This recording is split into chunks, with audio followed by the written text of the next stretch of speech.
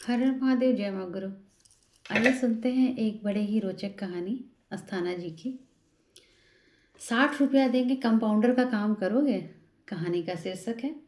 इस कहानी में है कि जो अस्थाना जी हैं उनको कुछ स्मरण हुआ, सो वो सुनाने लगे। कहानी इस प्रकार है। समूह की स्थापना के बाद जब यहाँ पड़ाव पर क्लिनिक बन गया था, क्योंकि पड़ाव पर बाबा कुष्ठ लोगों का सेवा किया करवाया करते थे।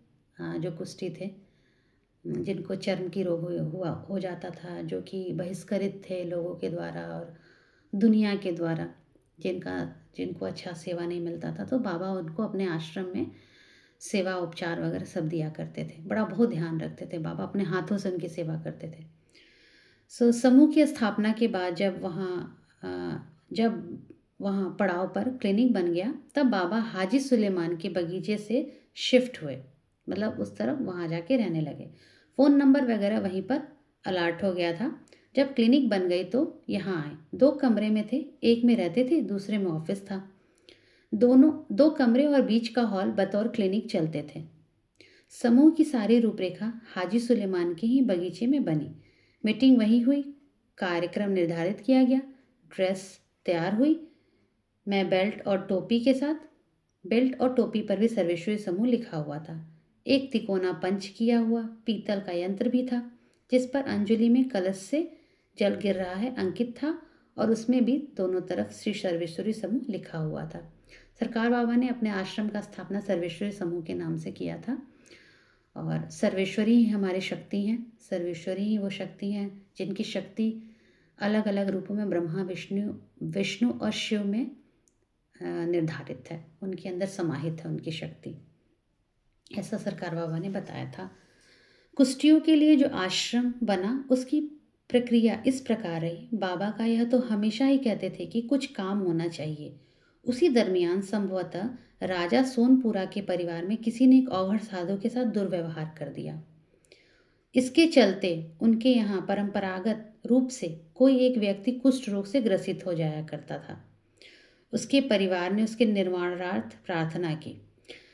जो वहाँ के राजा, सोनपुर के राजा थे, उनके परिवार में किसी औघड़ साधु का अपमान किया, उसके साथ दुर्व्यवहार किया। सोचिए कितनी गलत बात है कि आप किसी साधु संत का अपमान करते हैं, उनके साथ दुर्व्यवहार करते हैं। उसका कितना ज़्यादा प्रकोप पड़ता है कि उनके घर में कुष्ठ रोग होने लगा लोगों को। फिर उन्होंने प्रार्थना करना चालू किए कि उनके परिवार से किसी ने निर्वाणार्थ प्रार्थना की बाबा से। बाबा के मन में यह विचार आया कि जो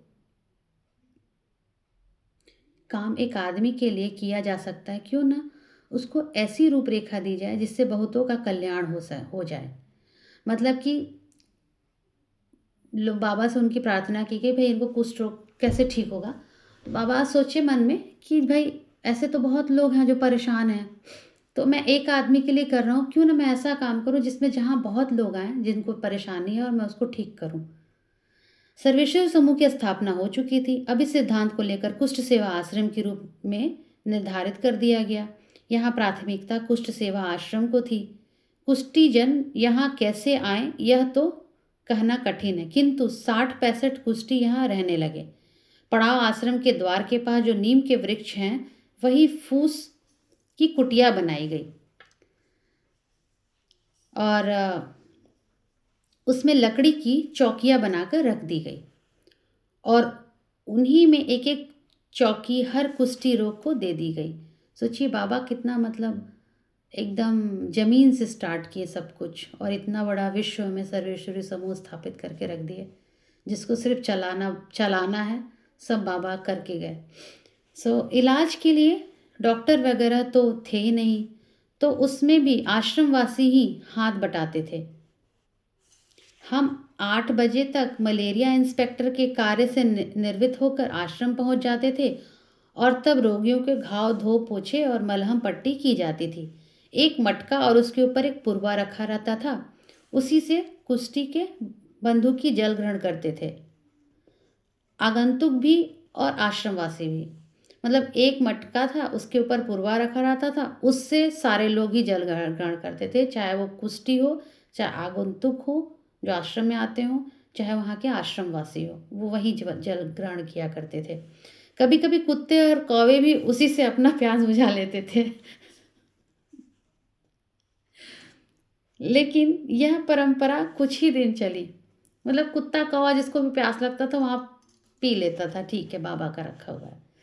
बाबा ने हमको खबर भिजवाई, 60 रुपया देंगे कंपाउंडर का काम करोगे। बाबा अब 60 रुपया का लालच दिए कि भैया हम तुमको 60 रुपया देंगे, तुम कंपाउंडर का काम करोगे हमारे यहाँ। हमने कहवा दिया हमको गवर्नमेंट 200 रुपया देती है, ओकर छोड़ के हम 60 रुपया के नौकरी करे काहे करब। बोले हमको गवर्नमेंट तो 200 रुपया देती है, हम आपका नौकरी 60 रुपया में काहे लिए करेंगे। हम जो नौकरी कर रहे हैं वही करब, जो हम कर रहे हैं वही करेंगे, आश्रम में काम करब बाकी पैसा ना ले। बाबा ने कहलवा दिया तब रहेगा। मतलब वो ये बोले कि हम जो नौकरी कर रहे हैं ना, 200 रुपया हमको मिलता है, आपके हम 60 रुपये के लिए 200 रुपये का नौकरी क्यों छोड़े, हम वही करेंगे, लेकिन आश्रम में भी हम आके कर देंगे, लेकिन हम आपसे पैसा नहीं लेंगे। तो बाबा क्या बोले, तब रहेगा ना जरूरत बा, मतलब हमको ज़रूरत नहीं, फिर रहने दो, तुम अपना 200 रुपये वाली नौकरी करो।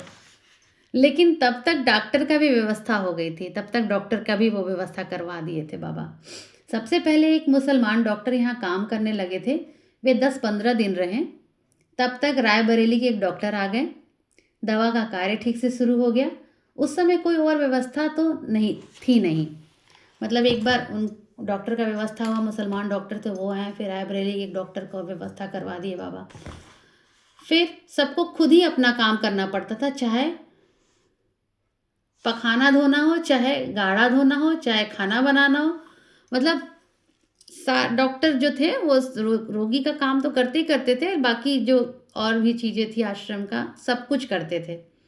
बाबा सोचिए क्या बाबा थे हमारे, खाना भी बनाते थे, घर भी साफ करते थे, बाथरूम भी साफ करते थे। मजदूर के नाम पर 2 मिस्त्री और 2 मजदूर रहते थे आश्रम में। सुबह 6 से 8 के बीच में आश्रमवासी जितना भी ईंटा पत्थर जुटा होता था जुटा देते थे, और दिन भर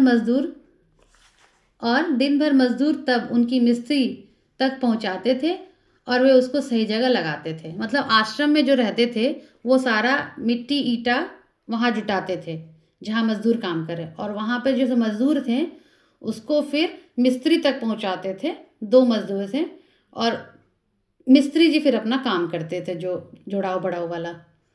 राय पनारूदास के बगीचे में लल्ली मिस्त्री तो नहीं थे, लेकिन हाजी सुलेमान के बगीचे से बाबा के साथ हो लिए थे।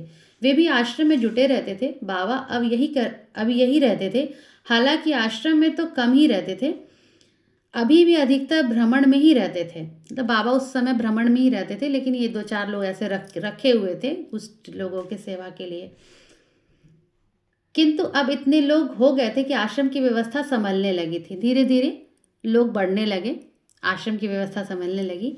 जब आश्रम बन गया तब बुढ़ऊ बाबा भी जब तब वहाँ पहुँचे रहते थे। बुढ़ऊ बाबा सरकार बाबा के गुरु बाबा राजेश्वर राम जी महीने में 1 आध चक्कर तो लगा ही लेते थे, वो भी आकर के 1 आध चक्कर देख तक के जाते थे कि देखे क्या कर रहा है हमारा चेला, सब बढ़िया ठीक ठाक चल रहा है कि नहीं। यहाँ भी गौर करने की बात है कि बाबा किसी से भी बैठे कुछ भी बात कर रहे हो, बुढ़ऊ बाबा का रिक्शा द्वार पर लगता नहीं था कि बाबा को खबर हो जाती थी। गुरु भक्ति का यह आलम की तुरंत कुर्सी छोड़कर खड़े हो जाते थे।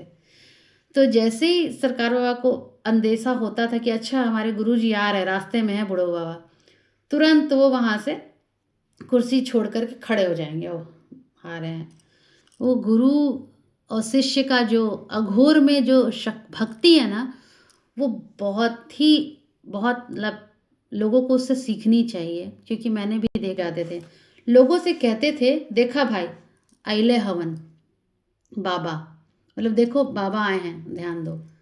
तो ऐसे हमारे बाबा जी भी बोलते थे, जब पीठाधीश्वर जी आते थे आश्रम तो बाबा जी बोलते थे देखा बाबा को कोनो दिक्कत परेशानी ना हो, देखा आइले हवन, पानी वानी चाय वाय सब व्यवस्था करो, पूरा सबको लगा देते थे उनके उसमें।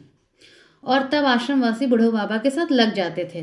बुढ़ऊ बाबा की अंत तक यही इच्छा थी कि बाबा ही क्रीमकुंड के आसन को ग्रहण करें। अभी मैंने लास्ट वीडियो में यही बताया था कि सरकार बाबा को वो चाहते थे कि वो उनके आसन पे विराजमान हो, लेकिन उन्होंने वो वहाँ से मना कर दी कि नहीं, मैं गुरु आसन पे तो नहीं विराजमान हो सकता। किंतु यह बाबा की इच्छा नहीं थी। जब बुढ़ऊ बाबा शरीर छोड़ने पर आमादा हो गए, उस समय से हम यहाँ की व्यवस्था देखने लगे। जब बुढ़ऊ बाबा अपना थक गए उनको बोल बोल करके, तो अस्थाना जी फिर वहाँ का व्यवस्था देखने लगे। लेकिन वो आसन तब भी खाली था, क्योंकि उस आसन पे सरकार बाबा नहीं बैठ सकते थे। वो उनके गुरु का आसन था, वो गुरु के आसन पे स्वयं को नहीं देखना चाहते थे। उन्होंने अपनी दुनिया, अपना सब कुछ खुद से बनाया, ज़मीन से बनाया। और उस आसन पर उन्होंने बाद में आप सब कोई जानते हैं कि इस समय वहाँ के पीठाधीश्वर जो हैं वो परम पूज्य गुराचार्य बाबा श्री सिद्धार्थ गौतम राम जी हैं। सो उनको दिया वो आसन, और उनकी भी अपनी कहानी है, बहुत भावुक कहानी है। सारनाथ के आंगन में उस किताब में आप पढ़िए, वो कहानी बहुत अच्छी है, मैंने पढ़ा है, मैं बहुत रोई भी थी पढ़ने के बाद। सो इस तरह की उनकी जीवनी है। सो इन लोगों की जीवनी बहुत ही कठिन होती है। जो भी, अगर आप कभी भी आप कहानी किताब पढ़ेंगे, आपको आपका दिल भर जाएगा कि इतना कष्ट कैसे झेल करके लोग आगे बढ़ जाते हैं। इतना कहाँ से सहन शक्ति, इतनी इतनी अंदर धैर्यता कहाँ से आ जाती है इन लोगों में। शायद ये उस अघोर का चमत्कार है जो इतनी शक्ति दे देती है अंदर में। तो ये कहानी थी अस्थाना जी की, किस प्रकार 250-60 रुपया में कंपाउंडर बनने के लिए बोले थे। अच्छा था कि नहीं बने थे, नहीं तो क्रीम खून आश्रम का व्यवस्था कौन देखता। चलिए, आज के लिए इस कहानी को मैं यही ख़त्म करती हूँ। आगे मिलते हैं नई कहानी के साथ। अभी के लिए हर हर महादेव, जय माँ गुरु। कृपया मेरी कहानी को लाइक करें, शेयर करें, सब्सक्राइब करें और फॉलो करें पेज को। हर हर महादेव। धन्यवाद।